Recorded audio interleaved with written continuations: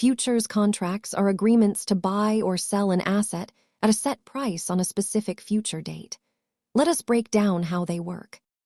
A futures contract is a derivative, meaning its value is derived from the price of an underlying asset like oil, gold, or corn.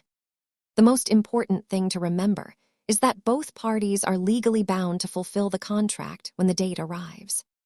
Futures are highly standardized, which makes them easy to trade on exchanges, but they involve significant leverage which can amplify risk.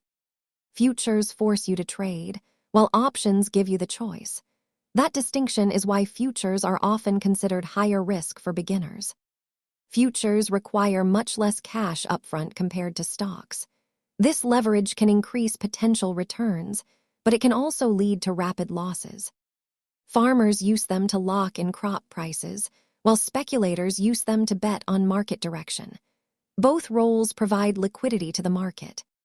Futures are complex instruments that require careful study.